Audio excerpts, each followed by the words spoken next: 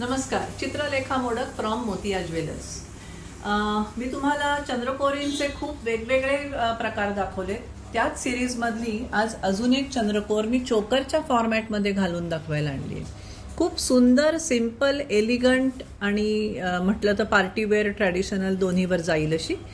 पोट्ट्या स्टोनमध्ये काम केल्यामुळं त्याला एक सटल असा बाज येतो, एथनिक बाज येतो.